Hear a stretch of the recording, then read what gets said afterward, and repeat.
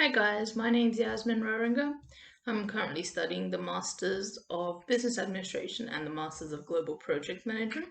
This is just a quick presentation for Assessment 3 where I'll be discussing project status reports.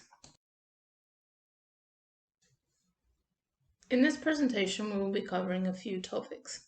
The first one, I'll be identifying 3 different status reports used in project management. The second thing we'll be discussing is what are the pitfalls and challenges of these 3 different status reports that I have chosen. Next, we will analyze the different project status reports that are provided to steering committee, teams, and sponsors, and why those are the ones that are provided to these stakeholders. And lastly, I'll just be running through a quick template that I've created for the Boeing Dreamliner case study. I have created a stoplight report for this one, and I'll just be going through the details and how that works.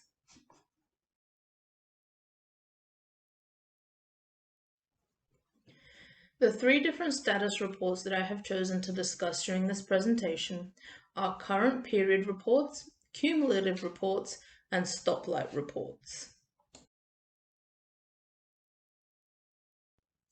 The first one I would like to talk about is current period reports. Now, current period reports only include information on activities that were open or started during the last period. So for example, if last settlement period there was an activity that was closed, it will not count in the one that we're doing now because it wasn't active during the most current period. Now, one of the pitfalls of this report is that it doesn't give, for one, a holistic understanding of the project and where it's come from. So it's not appropriate for some stakeholders. Secondly, if images or visual representations aren't used, it can be a very long report to read and it can sort of cause a stakeholder not to want to read it. The positive of this sort of report is that it's very functional. Stakeholders can see in the last month what was done. It can talk about the positives, the negatives, and it may also provide sort of fixes on how they're going to change the negatives in the next quarter. The second status report I would like to talk about today are cumulative reports. So cumulative reports are similar to current period reports, but they also include data and information from when the project started.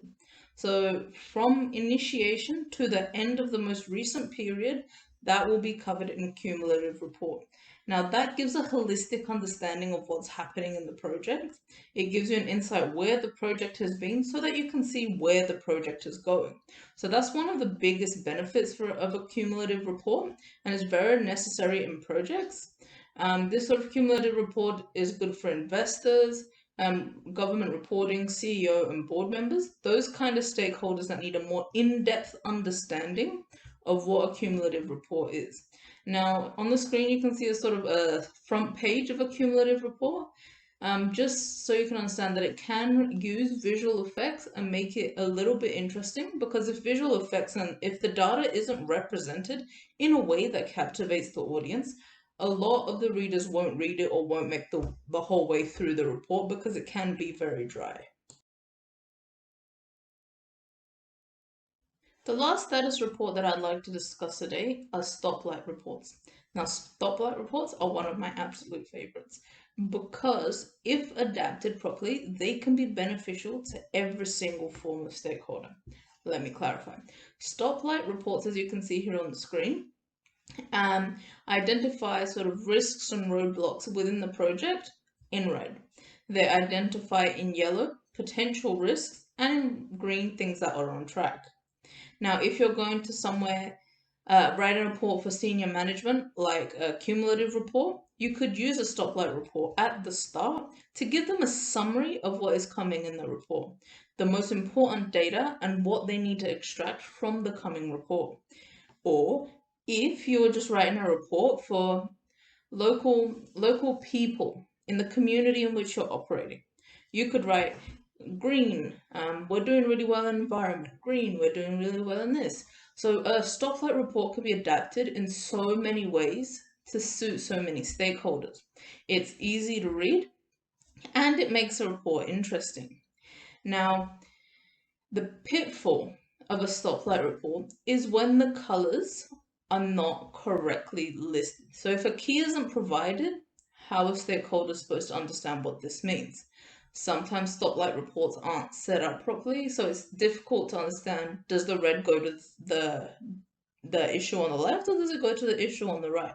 So there needs to be really good structure for this stoplight reporting to be effective.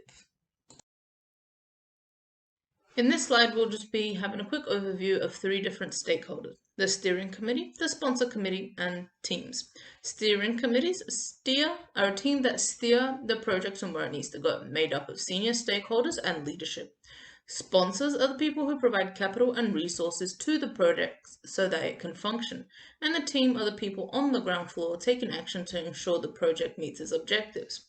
Now, frequency of communication can change, but on a general guideline, a steering committee need reports at the end of every period so they can understand what happened and what steering actions need to be taken. Sponsors, usually every 6 months, cumulative reports or stoplight reports at the end of each period sometimes, depending on what information you're trying to communicate. But teams need to constantly communicate with each other, within the team and with other teams, at a minimum at a weekly basis. You can see here on the screen different types of report that are best suited to these stakeholders. Feel free to read at your own time. The reasoning behind this: steering committees need to know in-depth information, and that's why those sort of reports are best suited for them. Sponsors need to know the outcome and not the day-to-day. That's why those sort of status reports are better. And teams need to know the day-to-day and how fixes will be implemented. So this stoplight status report has been developed with the intended stakeholder sponsors in mind. The points are a lot more to the point and just provide a holistic overview on how the project is running. Now, I've included in the first table product, product manager, current delivery date, original delivery date, periods covered, and a whole snapshot of the project as a whole, given the quick view. Now, in the second table, I've decided to include components, status, details, proposed fix, and expectations with different sections of the business. So first was the overall project and contractors. So they're both in red and they both need to be highlighted. Okay, so this section is the second half of the stoplight report for the Boeing Dreamliner. Now, let me point out the stoplight report includes any aspect of the project that you would like highlighted in it. So in this bit, I've included budget, timeline, resources, scope, current trend, and the team.